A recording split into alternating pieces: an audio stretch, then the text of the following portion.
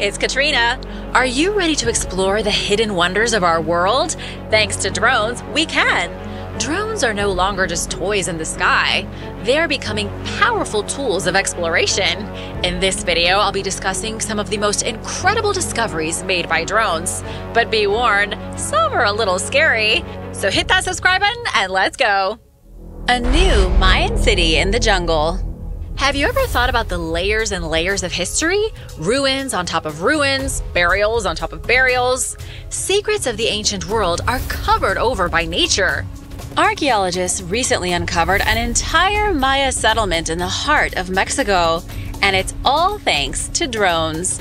Imagine a lost city buried beneath centuries of jungle growth.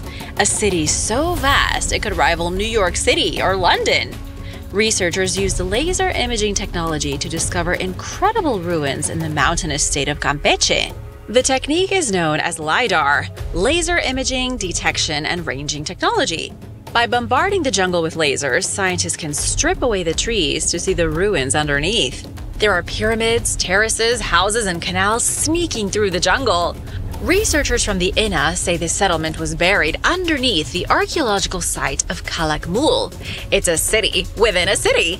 One of the most famous legends surrounding Calakmul involves a centuries-long rivalry with the neighboring city-state of Tikal.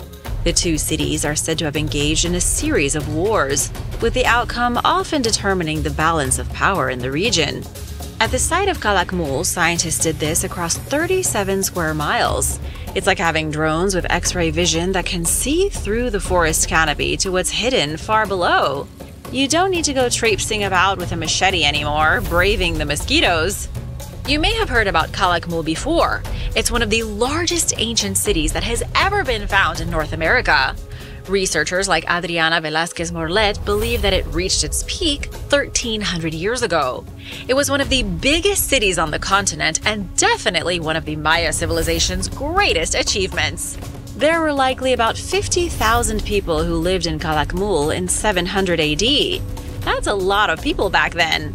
In comparison, Rome and Alexandria had about 100,000 people.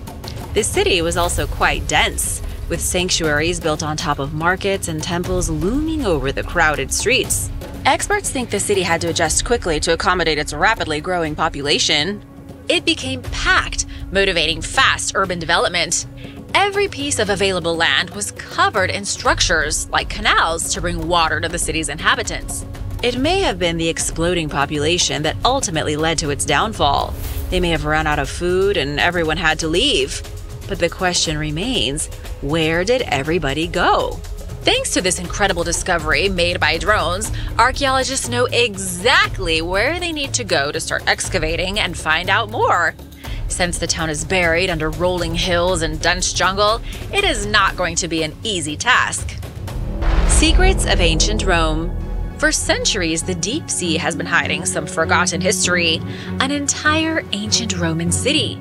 Its ruins were swallowed whole, lost until archaeologists armed with drones were able to uncover the lost secret in the Mediterranean. Let's take a trip to Neapolis, a major Roman city on the coast of Tunisia 2,500 years ago. It was established by the Greeks as a major port for merchants sailing between North Africa and Europe. Then, when the Roman Empire conquered North Africa, Neapolis became a major port town. These days, the ancient city is part of the modern Tunisian city called Naboul. This new city stands atop the bones of the ancient metropolis. Naboul was built over the remains of Neapolis, making excavations on dry land pretty difficult. You can't just dig up people's houses to see if there are ancient temples underneath. You might want to, but you can't. Luckily for researchers, not all of this city is on dry land. Something devastating happened in July of 365 AD. Scientist Munir Fantar is convinced that a large section of Neapolis was submerged when a tsunami struck the city. What a bad time that must have been for the people of Neapolis. Roman citizens who had spent their life savings on a seaside villa woke up one morning to find themselves being attacked by a monumental wave. When the wave hit, a good section of it was sucked into the sea. Nobody knows how many casualties there were, but it was enough to cripple its economy and cause Neapolis to be abandoned forever. This whole thing was just a story for thousands of years. It was just a theory until 2013. Nobody truly knew if part of the city had been swallowed by an angry sea god. But then heavy winds hit the coast of Tunisia so hard that they stirred up the sea floor. The day after the windstorm, strange stone shapes emerged from the sand. A lost city was poking its head out from the bottom of the sea. Archaeologists could see the stone blocks, columns, and broken foundations below the crystal-clear waters. Fantar was ecstatic about the discovery. It proved that he was right, and that part of Neapolis sank. Divers even uncovered Roman street signs sticking up from the sea floor. Then they busted out the drones. Archaeologists flew drones above the ruins on land and underwater. Through their research, they revealed the truth. The remains in the sea lined up perfectly with the ruins on the shore. Neapolis definitely sank. Check out this image from Channel 5. This grid represents the old borders of Neapolis. You can see that it clearly stretched into what is now the sea, but it used to be dry land. It's a little shocking that there are no records of the natural disaster that crippled the city, especially because these new findings suggest Neapolis was way bigger than previously thought. It may have even rivaled the city of Rome at one point as the biggest center of civilization in the Mediterranean. Let's take a quick break because it's shoutout time! I want to give a big thank you to Nikki Jennings and Eric for supporting this channel. We really appreciate you being here. Be sure to subscribe if you haven't already for more videos like this. The Cave of Coffins. A terrifying video has appeared online of someone exploring a cave full of dead bodies using a drone. It already has close to 10 million views on X alone. The drone discovered a mysterious cave full of hundreds of coffins slowly decaying in China. Luckily, no remains are just out in the open, don't worry, but it's still a creepy thing to see as the drone slowly flies beneath the lip of the cave and reveals the coffins stacked up along the walls. The video is made doubly creepy because of the bright green trees growing between the coffins as nature slowly tries to reclaim the dead.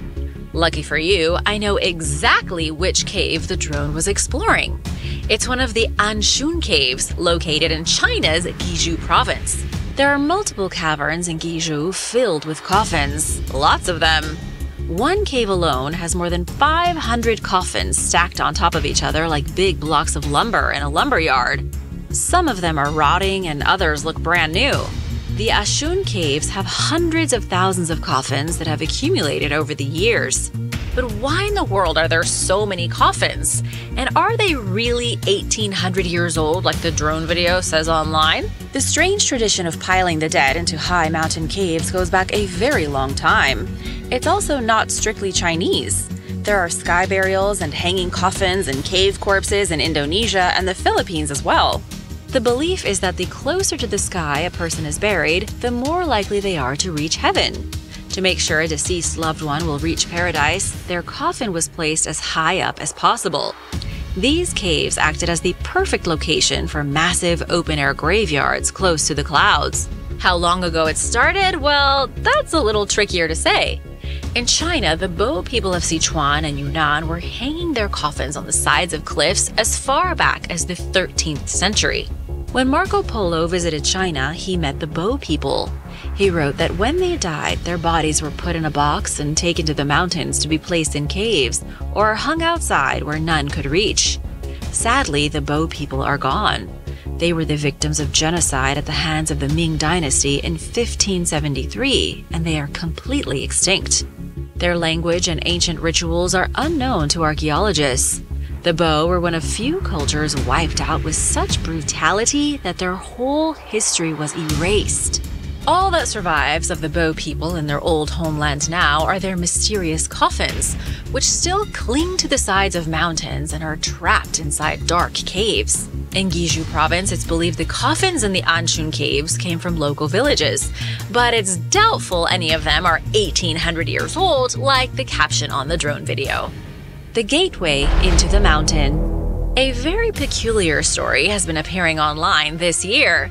The story is of a drone pilot named John who spotted a mysterious door etched into a mountain in the midst of a vast wilderness. The door looks ancient, like the entranceway to a secret mountain kingdom. According to the tale, John was a drone enthusiast who went hiking deep in the remote mountains. He used his drone to see what was hiding higher up in some places he couldn't quite reach. That was when he found the doorway. John climbed up to it, was briefly attacked by an eagle, and then entered inside. Beyond the door, John found strange markings on the walls and artifacts of a forgotten civilization. John's story became such a hot topic that the unofficial fact-checkers of the internet, Snopes, did a research piece on it.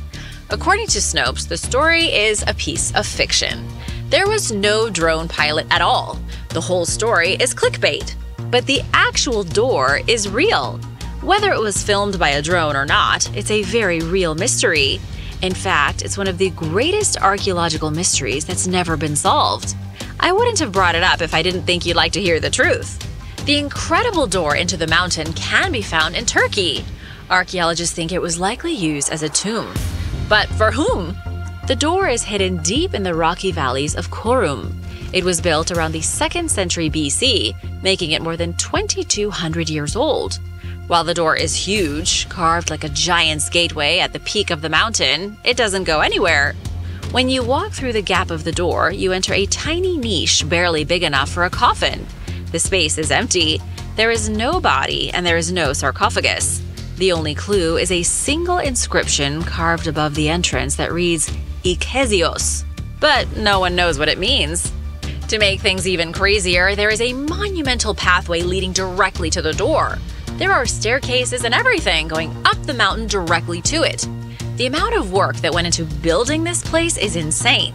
Yet there are no records of it anywhere in history. The mountain tomb is a total enigma without any hope of being solved. Even with the best technology and research, there are still mysteries that remain unsolved. If you think you know who was buried here, be sure to let me know in the comments. California plane crash. In 1965, a plane crashed into California's Folsom Lake. It was a New Year's Day disaster that destroyed several families. Now, after more than 50 years, the wreckage has been found thanks to an underwater drone. Catherine Radican's family has been haunted by this disaster for more than 5 decades, hunting for the remains of a lost loved one. Catherine's late husband, Frank Wilcox, spent almost all of his life searching Folsom Lake for any sign of the New Year's Day wreckage. He never found even a scrap of it. The reason that Frank was so obsessed with the wreckage is that his brother had been in the airplane when it crashed. On that day in 1965, all 4 people aboard the Piper Comanche 250 were killed when it collided with a small Beechcraft Debonair. For those not up to speed on their aircraft, the Beechcraft was a sightseeing plane, something you might go on as a tourist. The planes hit each other in midair at 2,500 feet. The Beechcraft made a successful emergency landing at the local airport, but the Piper Comanche was not so lucky. The Piper Comanche smashed into the lake, sank to the bottom, and everyone inside died. It was a terrible tragedy, especially since the families were left with no one to bury. There was no trace of the aircraft or its passengers. Rescue crews were only able to recover the body of the pilot. Glenn Amick, Frank's brother, was only 15 years old when the crash happened. Frank was only 3. Years later, before Frank's mother died, he made a solemn vow that he would find his brother's remains and give him the respectful burial he deserved. He tragically took that vow to the grave, but now his brother's remains are one step closer to being discovered. Tyler Atkinson, a researcher at Seafloor Systems Inc., was testing a new piece of underwater sonar technology when he made a startling find. The sonar equipment picked up something unnatural in the deepest part of the lake. The water was so murky that Tyler couldn't see what it was in the images. There was definitely something down there, but he needed a closer look. Tyler returned with his colleague Riley to the same spot and used an underwater drone to search for the mysterious object. It's known as a remote-operated underwater vehicle, or ROV for short. Tyler sent the drone 160 feet to the bottom of the lake, but the water was still too cloudy. They couldn't see a thing. Tyler and his colleague went back again, this time with a sonar device attached to the drone. That was the ticket. The sonar sent images to the surface as clear as day. Sitting at the bottom of the lake was a crashed Piper Comanche 250. Raising the wreckage from the bottom of the lake is a different story altogether, as is finding any physical remains. Underwater discoveries like this are always extremely complicated. Shocking Viking ruins. Beneath the rugged Icelandic landscape, a hidden chapter of Viking history was waiting to be unearthed. The discovery of an ash pile in 2013 led archaeologists to the discovery of an entire farming settlement built by the Vikings in the 10th century. Now, over the last few years, archaeologists have been finding even more evidence of Vikings in Iceland. These breakthroughs have been partly thanks to ancient literature and partly thanks to drones. In the 12th century, early settlers in Iceland began writing epic stories. One of them, called Landnámabók, is considered the oldest written source for the early Icelandic settlements. The book names the first Icelandic settlers and their whole extended families. There are more than 4,400 names in Landnámabók. The earliest of the settlers have a lot of names that I can't really pronounce, and they're quite a mouthful. Landnámabók also mentions what might be the earliest settlement in Iceland from the 10th century. Archaeologists had never been able to find this legendary settlement. It's thought of as the Icelandic equivalent of Jamestown, one of the very first places settled by the Vikings in Iceland. Now, archaeologists think they've found it. The pile of ashes more than 10 years ago led to the farming community, and that led to the discovery of some new huts, longhouses, and an iron workshop. This is big news for scientists in Iceland and for everyone interested in the Vikings. Did you know that Iceland was one of the last countries on the planet to become Christian? That's exactly why Iceland is such a notoriously superstitious place. It's hard to find anywhere else in the world where so many people believe in sea monsters and fairy tales. Although, maybe Ireland? What do you think? Over the last century, there have been more than 4,000 recorded sightings of sea monsters and lake monsters in Iceland. Forget the Loch Ness Monster. Iceland is where all the freaky sea beasts are. The Vikings settled Iceland around the year 874, but it's unclear where those earliest settlements are. The longhouses and iron workshops found date from the 900s, so they were likely part of a very early Viking community. But there is still more to the story that archaeologists can't piece together, though it's not for a lack of trying. One of the techniques that researchers are employing right now has to do with drones. They are using high-tech drones equipped with thermal cameras. Researchers fly these drones up and down the coastlines and fjords, searching for any potential evidence of Viking communities. Skeletons of a lost civilization. Drones made another terrifying discovery in the Canary Islands. A drone has unveiled a chilling scene: the skeletal remains of an entire ancient civilization. It found a tomb with the floor littered with bones. It's ghoulish to see, but impossible to look away from. Amateur archaeologists made this incredible discovery on the island of Gran Canaria. They uncovered the mummified remains of 72 skeletons. The skeletons were originally members of the Guanche civilization. The skeletons date to about 800 AD, making them 1,200 years old. Although the Canary Islands are part of Spain, their original indigenous inhabitants were from North Africa. Historians believe the ethnically African Guanche people were absorbed by Spanish settlers during the age of colonization. When the Spaniards arrived in the Canary Islands, they began mixing with the Guanche until they ceased to exist altogether. What remains of the ancient people now are their burial caves. But how did they find it using a drone? The cave is not the easiest place to access. It's 75 feet deep at the bottom of what looks like a black pit leading to hell. The pit is only accessible by scaling the side of a sheer cliff. Flying in a drone was the best way to make sure there was something interesting inside without having to go through all the trouble of descending down and rock climbing. It's unclear how the Guanche managed to get the bodies down into the pit. They must have had a genius system of pulleys, or maybe some monkeys working for them as pack animals. Archaeologist Veronica Alberto said there are many burial caves in Gran Canaria, but this one is unique. The discovery of newborn skeletons was also pretty unnerving. Scientists don't know what other answers are down there, but they're hoping to find out. When they finally managed to climb into the cave and descend to the bottom, they found relics of the past. The archaeologists uncovered traditional burial shrouds made from animal skins and vegetable fibers. These were the shrouds people were wrapped in before being lowered into their final gloomy resting place. Thanks to drones, we are now able to find things we have never seen before. An ancient structure. A mysterious structure from 2,200 years ago has been found in the middle of a military training area in Israel. Archaeologists don't know if it was a temple or a palace. They aren't even sure which culture built the structure. All they know is that it's awesome. Well, they know a little bit more than that. Experts at the Israel Antiquities Authority say the structure dates to the Hellenistic period, to a time when Greece had widespread influence over Israel. They think the structure could be traced back to the Idumean culture. Now there's a name you don't hear very much these days. The Idumeans were a group of people who originated in Jordan and then later settled in the Judean foothills. They were a fairly successful culture that survived up until the 2nd century BC, when they were likely conquered by the Hasmonean dynasty. The most likely explanation is that the structure is religious in nature. At the core of the building, archaeologists found an altar decorated with the image of a bull. Ancient civilizations really loved bulls. In Egypt, the bull was the symbol of their fertility god Apis. In Mesopotamia, their storm god Ishkur was represented as a bull. The Sumerians associated their high god El with the bull as well. The bull motif even appears in the Bible, in the description in front of Solomon's temple in 1 Kings 7:23-26. And in Leviticus, it says bulls were sacrificed in Solomon's temple. These ancient religions were bonkers for bulls.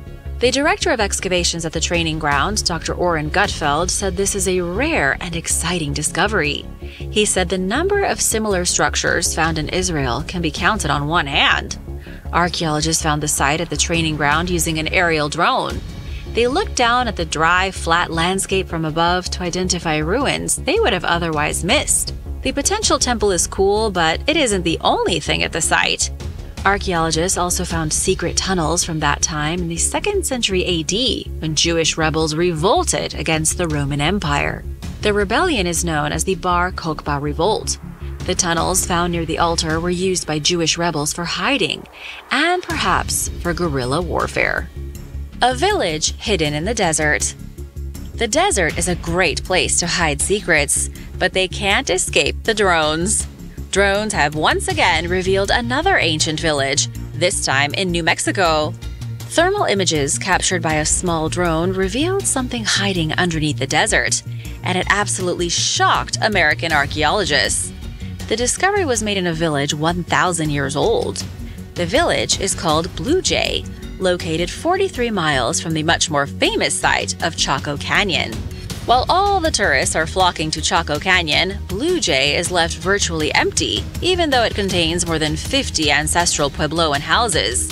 It's a gold mine of archaeological secrets. Archaeologists first uncovered Blue Jay in the 1970s, but not much has been done with it since. The ancient structures are partially obscured by overgrown vegetation. The sandstone dust blown in from the nearby cliffs has coated Blue Jay in a thick layer of debris. The structures look like they're being swallowed by a hungry desert. Not wanting this amazing place to be lost, a team of archaeologists set out to make new discoveries. Jesse Kasana and other researchers from the University of Arkansas flew the drone over the site and were astonished by the results. The drone images showed completely unknown compounds. Even though the buildings are gone, the imprint they left in the land can be seen in the thermal. For example, a mysterious circular patch of cool ground that may have been a subterranean structure used for public gatherings. Nobody knows how big the ancient community was at Blue Jay. But then again, researchers always have a hard time when it comes to the ancestral people of the American Southwest. These Native Americans lived in Utah, New Mexico, Arizona, and Colorado for centuries. They had fascinating cliff dwellings, pit houses, and ceremonial structures. In Chaco Canyon, they even had apartment complexes. Archaeologists have identified buildings in Chaco Canyon that stood 5 stories tall and had 700 rooms. That positively dwarfs anything known that was built by cultures like the Maya or the Aztec to the south. The ancestral Puebloans even built their great constructs along celestial alignments. They were likely master astronomers. They were also great builders. Their cities were connected to other communities through a vast network of roads. This was a massive civilization, and the buried ruins of Blue Jay are only one part of it. The ruins of Alexander the Great. Could a lost city established by one of history's greatest conquerors still be buried beneath the earth? Yes, it can. A vanished city founded by none other than Alexander the Great has been found using drones. British archaeologists can't believe their luck. For the last 2,000 years, the city of Kalatka Darband has been as good as extinct. Archaeologists from the British Museum found the city when they flew their drone over an area that used to be out of bounds. But the whole thing really started when the researchers got their hands on some declassified spy satellite photographs. This discovery has been waiting to be made since the 1960s. That was when the American government took satellite photographs of the prohibited region for military purposes. With the photos declassified, archaeologists were able to search through them for possible ruins. The team from the museum spotted something suspicious buried beneath the sand in some of the images. They then journeyed to northern Iraq with some sophisticated drones. They flew their drones across the desert, and sure enough, there it was. According to archaeologist John McGuinness, who was involved in the study, Kalatka Darband was a thriving city in the 1st century BC. It was built on the very route that Alexander the Great took in 331 BC as he went after the Persians. Alexander was not about to leave the Persians alone. He was determined to annihilate the Persians and defeat King Darius III. So Alexander chased Darius across what is now Iraq, cornered him, and defeated the Persian army in battle at Gaugamela. Alexander didn't just conquer Persia, he also left behind a trail of civilization. Where his army marched, small and large settlements popped up. Imagine his army stomping through the wilderness, stopping and resting, plotting and scheming, building and moving on. The city of Kalatka Darband was one of the communities created by Alexander's conquest. Archaeologists found statues of Greco-Roman deities and obvious Greek pieces of architecture. McGuinness said it was a busy city on the road from Iraq to Iran. Soldiers and travelers would have stopped here, rested, and resupplied on their journey deeper into the newly conquered lands. What happened to the city in the end is a mystery. Archaeologists are lucky they even found it in the first place.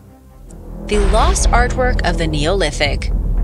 7,000 years ago in Spain, primitive human beings got to work creating the Sistine Chapel of their generation. They painted beautiful murals inside a rocky cave in the middle of absolutely nowhere. Then those ancient people left, and their paintings were forgotten. Until now. A drone discovered a cluster of rock paintings never seen before. The paintings had remained hidden until today because of where they are. The region is so mountainous that people rarely explore it. The exact location of the discovery is being kept a secret so that nobody ruins the site. What I can tell you is that the cave artwork is in the Alicante region along Spain's coast. According to research published in the scientific Spanish journal Lucentum, the coastal area of Alicante was a hotspot for Neolithic humans. Stone Age folk gathered here in mass numbers, though nobody knows why.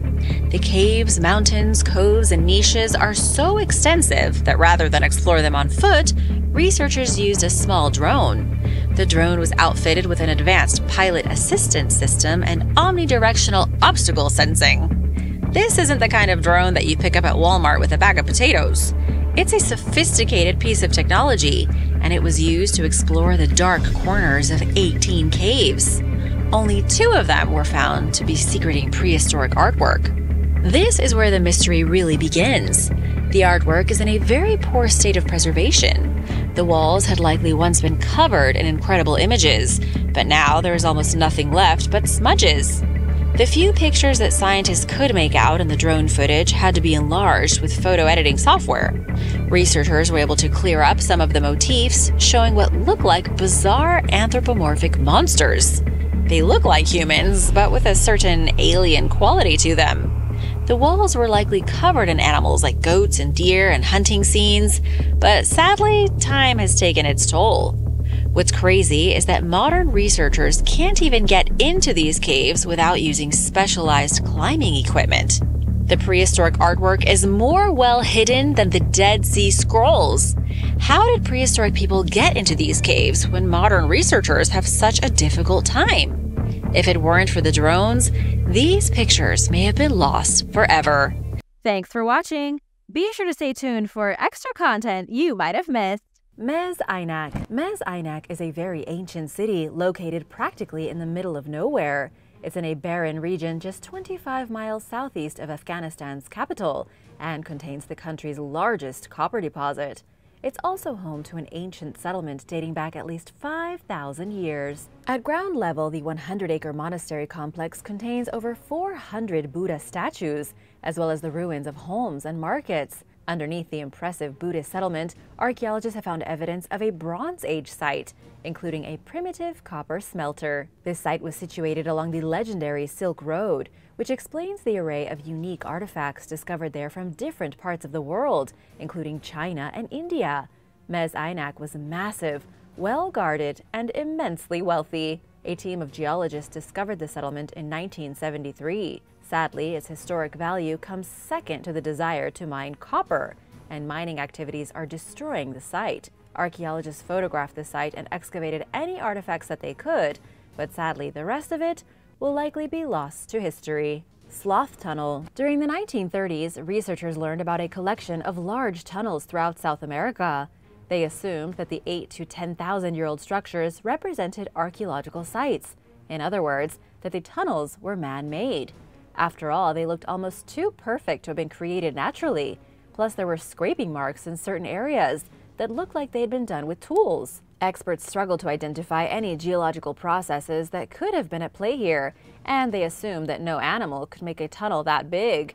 But they couldn't have been more wrong. They realized this in 2010, when geologist Amilcar Adami explored one of these structures, known as paleo burrows, in the northwestern Brazilian state of Rondônia. It's the largest known paleo burrow in the Amazon, and it's twice as big as the next largest tunnel of its kind in Brazil, according to Andrew Jenner at Discover magazine. Adami went into the investigation convinced that a natural process had formed the structure, but he noticed that he was looking at something that looked very deliberately made. It appeared to have claw marks on the walls, not from tools at all. And it's one of just 1,500 paleo burrows that have been identified.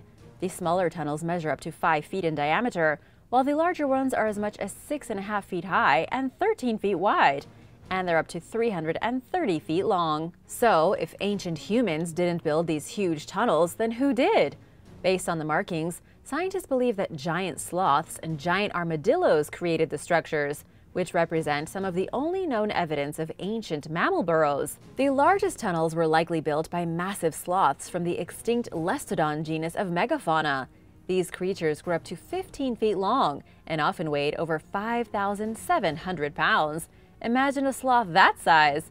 And as big as they were, digging the tunnels was still a monumental task. In fact, many giant sloths dedicated their entire lives exclusively to digging. And if they're as slow as we know them to be, this feat was beyond impressive. Heinrich Frank, who led a recent study on the paleo burrows, said that researchers aren't quite sure why animals were so devoted to crafting such large tunnels, especially since they were bigger than they would have needed to be in order to escape the climate, humidity, or predators.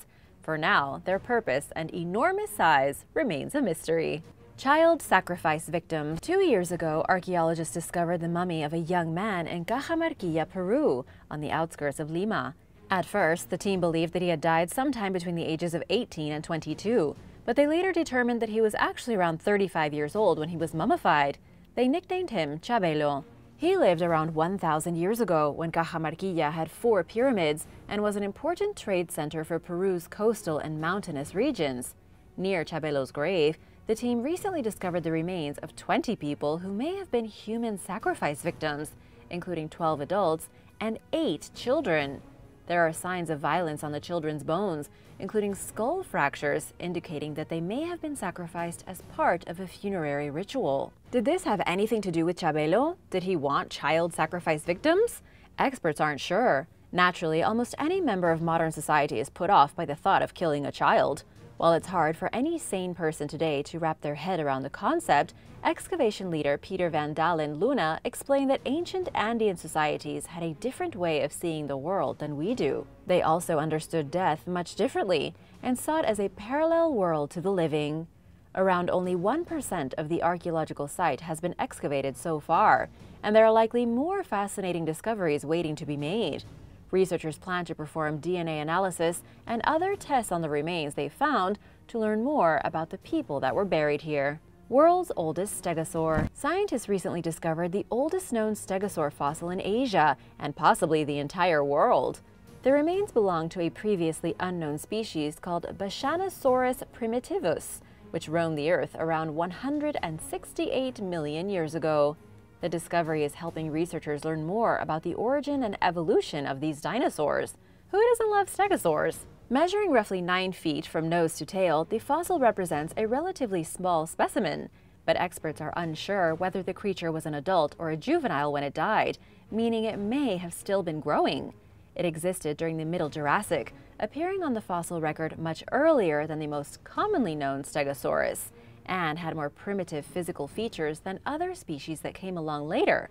On the other hand, the creature also has similarities to the first armored dinosaurs, which appeared roughly 20 million years later. B. primitivus is one of the earliest diverging stegosaurs, along with the fossils of 2 other species that were found in China, including the Chongqing lizard. This adds to a growing body of evidence that the first stegosaurs may have evolved in Asia. If you could bring back any dinosaur, which one would you choose?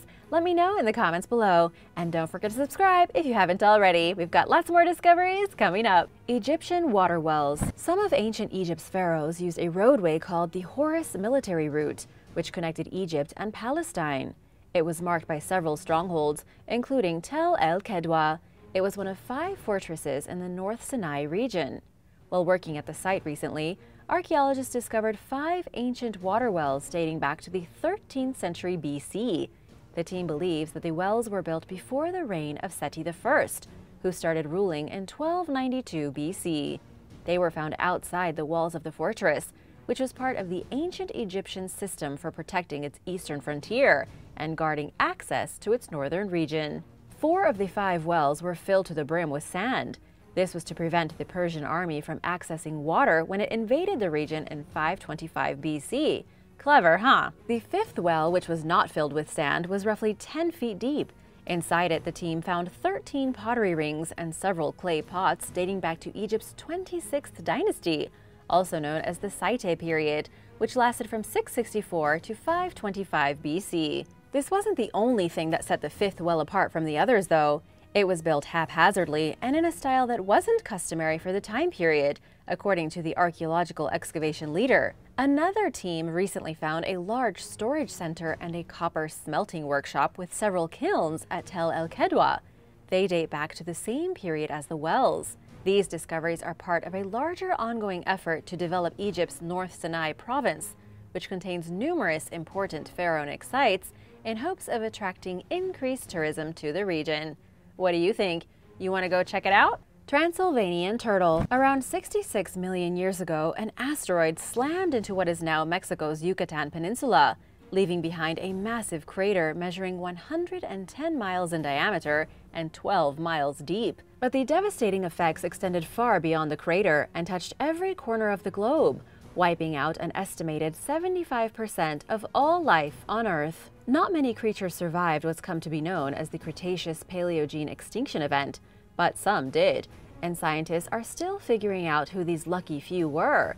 They recently added another species to the list during a study of a 70-million-year-old turtle fossil that was discovered in modern-day Romania. It was found at a site known as the Heteg Basin, which researchers believe was a separate island before it shifted toward what eventually became Eastern Europe. The newly described freshwater species, dubbed Dortoca vremiri, belonged to a family known as side-necked turtles.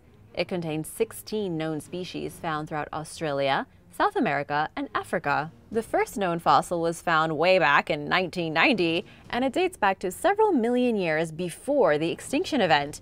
Researchers believe that it survived due to the recent discovery of another species that appears to have evolved from it. Divra miri likely lived alongside another ancient tortoise, which unfortunately went extinct along with most terrestrial animals of the time.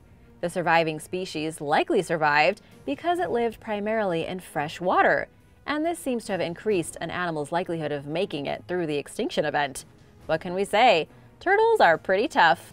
Out-of-place plants. The plant genus Ceratopetalum contains 9 known modern species, which are all found in eastern Australia and New Guinea. And until recently, researchers believed that the family these plants come from only ever existed in the southern hemisphere, including during ancient times, which is why they were surprised to discover a previously unknown fossilized Ceratopetalum species on Susha Island in Washington state, of all places. The fruit lived during the late Cretaceous period, which lasted from 100 million to 66 million years ago, when the dinosaurs went extinct.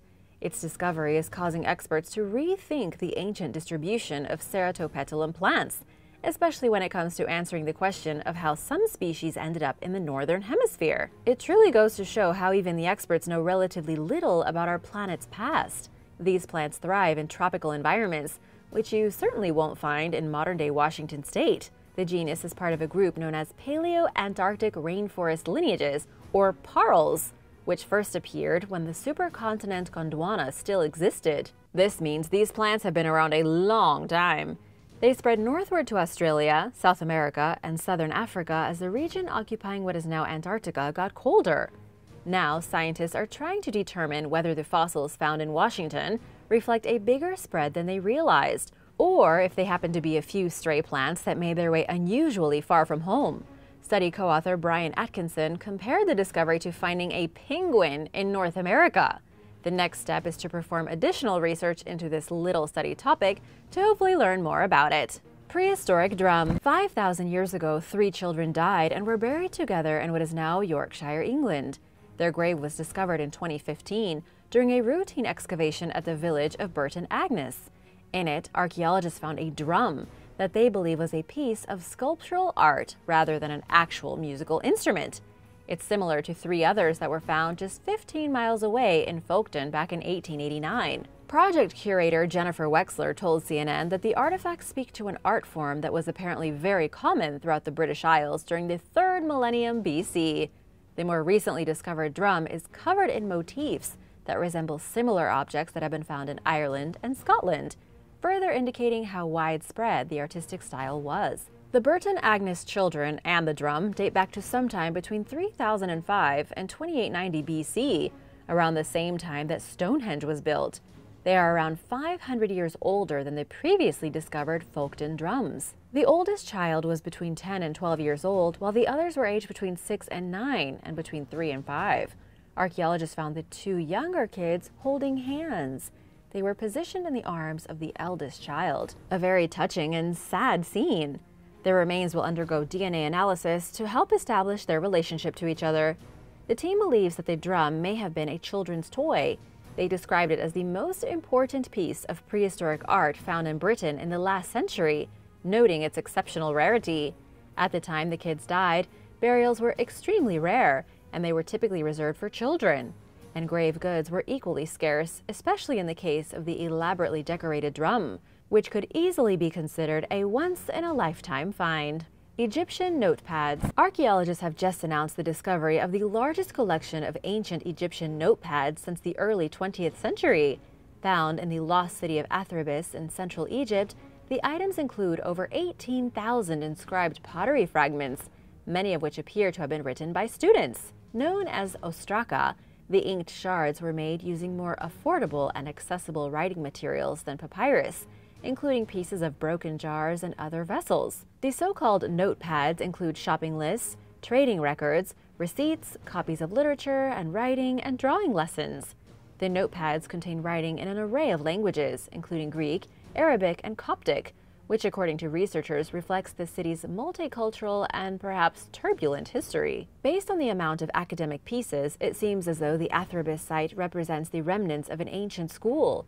The scholarly slabs include lists of months, numbers, math problems, and writing and grammar exercises. They also contain a bird alphabet, where a different assigned bird corresponded with each letter. Most of the notes were written in an administrative script called Demotic, which was used primarily during the reign of Ptolemy XII, more famously known as Cleopatra's father. He ruled from 81 to 59 BC, and then again from 55 to 51 BC. At the time, Atherbis was the capital of its state, and while Demotic was the most popular writing system, school children were taught a simplified form of hieroglyphics. Some of the writing exercises were repeated, with the student writing the same characters over and over on the front and back of the slab. Perhaps it was the ancients' version of making a badly behaved student write on the chalkboard. Thanks for watching! If you'd like to learn about more fascinating ancient discoveries, let me know in the comments below, and be sure to hit that subscribe button if you haven't already. See you next time! Bye!